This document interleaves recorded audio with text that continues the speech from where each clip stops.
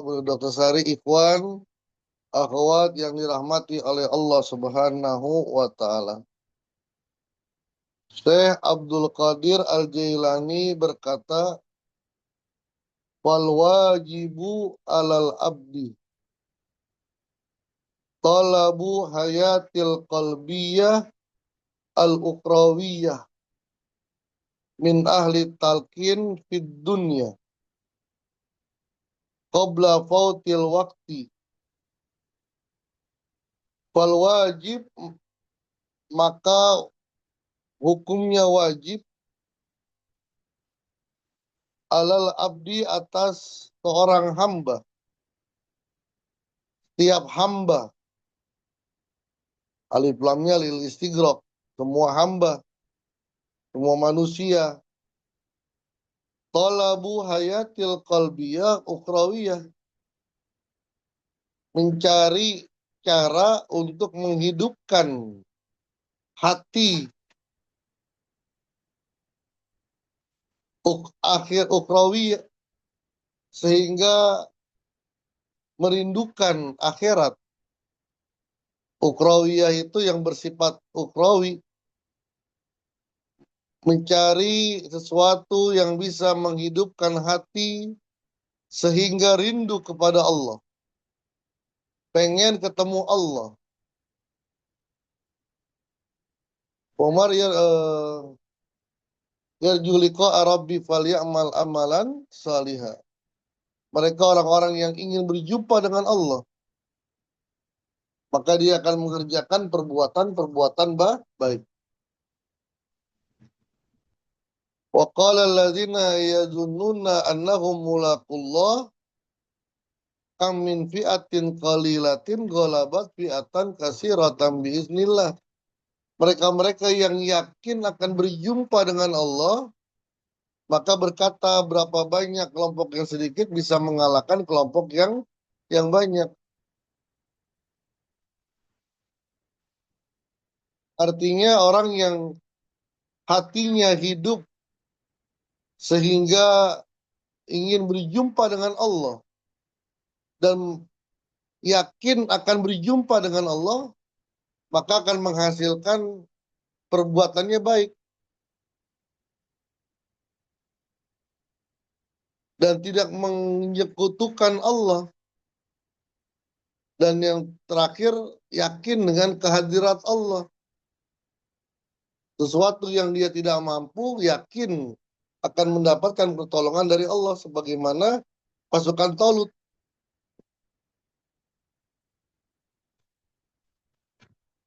Mencari cara untuk menghidupkan hati agar rindu kepada akhirat. Tidak hanya orientasinya dunia saja. Kalau mencintai dunia gampang, gak usah belajar.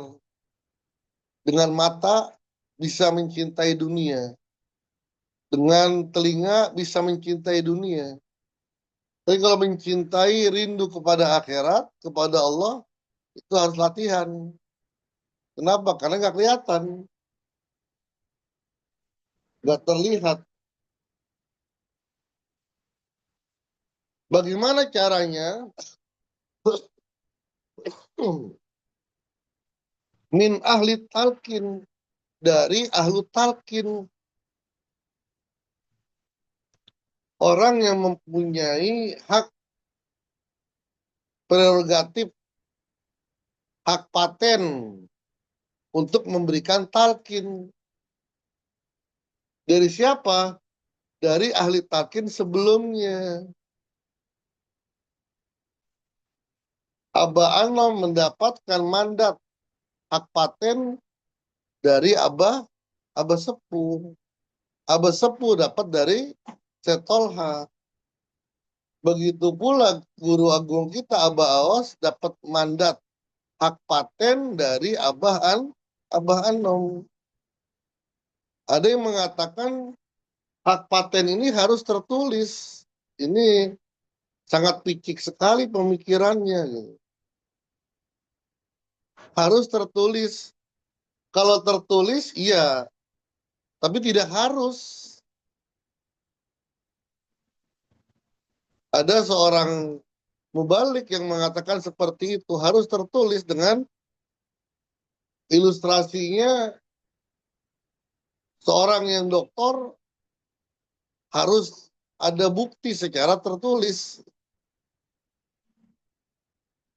Kalau memang guru mursyidnya menuliskan, ya bisa saja diterima.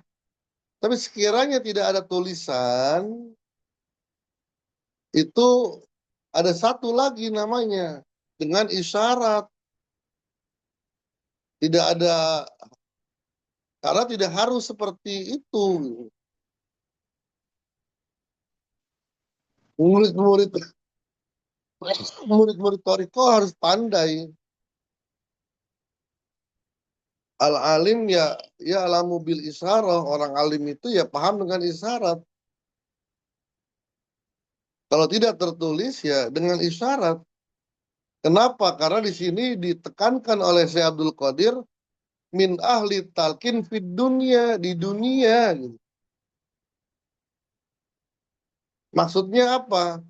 Dijelaskan oleh Syekh Abdul Qadir, ya mereka sama dengan kita, manusia, gitu, yang masih hidup di dunia.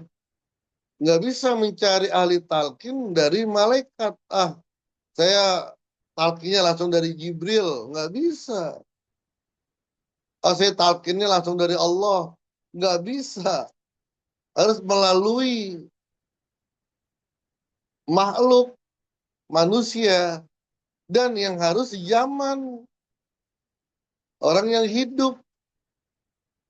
Syekh Abdul Qadir begitu keras menjelaskan ini. Sampai ditutup dengan fafham. In kunta za fahmin. Pahami perkataan ini. Betapa pentingnya mencari mursyid yang masih hidup. Pahamin. Kalau kamu masih bisa paham. In kunta za fahmin. Kalau bahasa kasarnya, kalau masih punya otak, pahamin dah. Kenapa? Karena fenomena seperti ini bukan hanya saat ini saja. Mempunyai guru mursyid yang sudah pulang ke rahmat Allah. Seperti mereka-mereka yang masih berpegang bahwa mursyidnya adalah Abah Anom. Sedangkan Abah Anom sudah selesai tugasnya. Beliau sudah menikmati hasil daripada apa yang dilakukan di dunia. Maka mandat ini pasti diberikan kepada orang yang masih hidup. Zaman Syekh Abdul Qadir mungkin masih banyak. Saya berguru langsung kepada Abu Yazid Al-Bustami. Saya berguru langsung kepada Syekh Junad Al-Baghdadi. Mungkin seperti itu. Maka kata Syekh Abdul Qadir tegas. Harus dengan guru yang masih hidup. Kenapa? Karena dunia ini kan berkembang. Zaman Abah Sepuh tidak ada handphone. Zaman Abah Anom baru ada handphone. Zaman Abah Anom belum ada Zoom seperti sekarang. Zaman Abah Aos sudah ada Zoom. Ini yang bisa memberikan kebijakan itu ya mereka-mereka yang masih hidup. Kalau misalnya manakib dengan Zoom, misalnya gitu ya. Boleh nggak? Oh, kita lapor dulu ke Abah Anom. Gimana caranya? Kalian semua berdoa, mungkin dimimpikan oleh Abah Anom. Taruhlah 10 orang ditugaskan itu. Minta persetujuan dari Abah Anom. Boleh nggak manakib dengan Zoom? 10 orang tirakat. Pasti jawabannya beda-beda. Karena amalan mereka kan beda-beda. Tapi kalau masih hidup, datang ke Abah Aos, Abah izin Zoom. Dan Zoom ini belum ada zaman Abah Anom. Belum ada zaman Abah Sepuh. Jelas. dan perkembangan-perkembangan lainnya. Dan oleh karena itu mursyid mempunyai hak prerogatif untuk merubah, menambahkan, mengurangi dari amalan amaliyah, dari amalan-amalan atau dari rentetan manakib. Itu hak prerogatif. Kenapa? Melihat kondisinya. Syukur, sholat syukur kabinet merah putih. Zaman Abah Anam nggak ada. Zaman Abah Sepuh nggak ada. Kenapa bisa seperti itu? Karena melihat kondisi saat ini sehingga guru mursyid merasa sangat perlu ikhwan untuk sholat syukur kabinet merah putih. Qabla fautil waktu, sebelum hilang habis waktunya. Ini bisa berarti ya dia sudah mau meninggal dunia. Ntar aja umur 40 tahun baru ambil talqin. Kalau umurnya sampai 40 tahun, kalau umurnya sampai 38 tahun, atau Torikoh ini nggak berkembang, putus.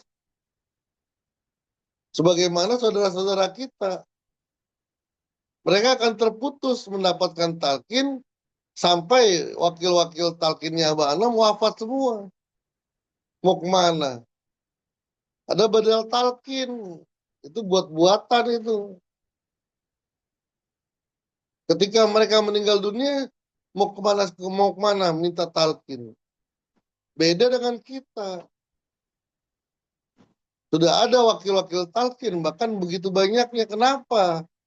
Ini situasinya.